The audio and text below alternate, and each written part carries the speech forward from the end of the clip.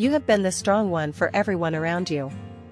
You have prayed, you have served, you have held it together. But who holds you? There is a specific kind of tired that nobody talks about. It is not just physical exhaustion. It is the exhaustion of a woman who has poured herself out for decades and quietly wonders if God even sees how empty she has become. If that is you, stay. Because what I am about to share is not a pep talk. It is a word. And it is for you specifically. There is a name for what you are carrying, and it is not weakness. Theologians call it compassion fatigue. Caregivers know it as the quiet collapse that happens after years of being reliable, available, and selfless. But for Christian women, it carries an extra weight, the guilt. The feeling that you should not be tired, because your trust is in God. Isaiah 40 verse 31 promises that those who wait on the Lord will renew their strength. But what does it mean to wait when you have been waiting for years and the strength has not come the way you expected? Here's what nobody tells you: waiting in Scripture is not passive. It is the posture of a servant who remains present, loyal, and expectant even when the answer is delayed. You have been doing that. You have been faithful in the waiting. And God has not missed a single moment of it.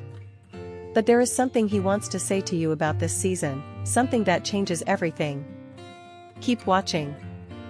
One of the most powerful stories in the Bible about exhaustion is rarely preached in the context of women over 50, but it should be. Elijah had just done the impossible. He called fire down from heaven. He outran a chariot. He stood alone against 450 false prophets. And then, he sat under a juniper tree and asked God to let him die. He said, "It is enough." Does that sound familiar? Here's what God did not do. He did not rebuke Elijah.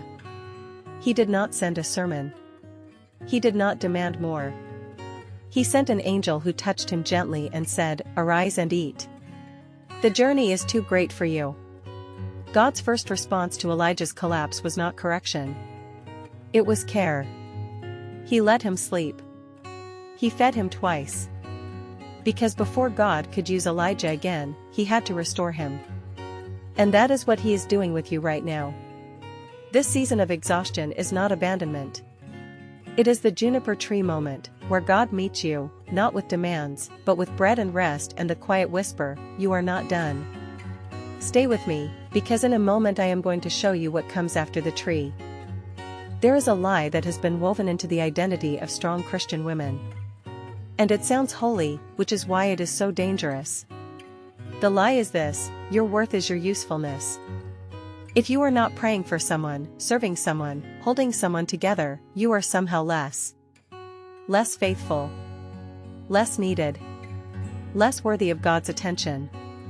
So you keep going. Even on empty. Even when your body says stop. Even when your spirit is cracked. You push through because resting feels like failing. But listen to what Jesus said in Matthew 11 verse 28, "Come to me, all you who are weary and burdened, and I will give you rest." He did not say, "Come to me and I will give you a strategy." He did not say, "Come to me and I will give you more strength to carry the load." He said, "I will give you rest." That means there is a version of your life where you are not carrying everything. A version where your identity is not built on your output. A version where God looks at you sitting still, and calls it holy. You were created for communion, not just commission. And God is calling you back to that right now. So what does God say to you when you are exhausted? Not what a preacher says. Not what your church culture says. What does Scripture say, specifically to the woman who has given everything? In Psalm 23, David writes that God makes him lie down in green pastures. He does not ask. He does not suggest. He makes. Sometimes God's love is so intentional about your healing that He will engineer a season where you have no choice but to stop. A health scare. A door that closes. A relationship that demands less of you. That was not punishment. That was pasture. In Zephaniah 3 verse 17, one of the most tender verses in the whole Bible, God says He will quiet you with His love. The Hebrew word there means to be still, to be silent in awe. God's love over you is so complete that it silences the noise. The noise of what you have not done. The noise of who you have not helped. The noise of not being enough. He quiets it, all of it, with his love. And then he rejoices over you with singing. You. Exhausted, emptied, imperfect, weary you.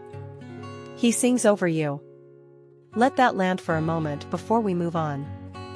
Remember Elijah under the juniper tree? After God fed him, twice, do you know what happened?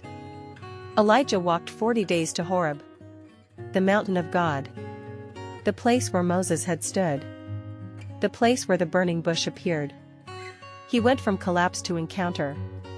And on that mountain, God did not ask him to perform. He asked him, "What are you doing here, Elijah?"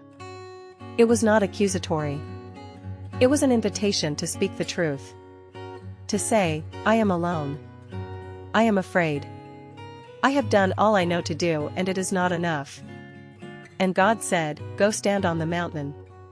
And there was wind, earthquake, fire, but God was not in the dramatic. He was in the still, small voice. For you, that still small voice is speaking right now. After your years of faithfulness. After this season of exhaustion. After everything you have poured out and carried and prayed through, God is not finished writing your story. He is calling you up the mountain. Not to perform. To encounter. The second half of your life is not a slow fade. It is a deeper walk. A quieter strength. A more intimate knowing. The best chapter may not be behind you. It may be the one that starts right now. If this word reached you today, it was not an accident. God is intentional. And you landing here, on this video, on this exact day, that is not coincidence. I want you to do one thing before you close this. Write down, the journey is too great for me, and that is aloud. Let yourself say it. Let yourself receive it. If this touched something in you, share it with one woman who needs to hear it. She is probably holding things together right now and nobody is asking how she is. Be the one who reaches her. And if you want more words like this, for the woman in the second half of life who is still walking, still believing, still becoming, subscribe to Flourish after 50 and stay close. There is more where this came from. You are not done. And neither are we.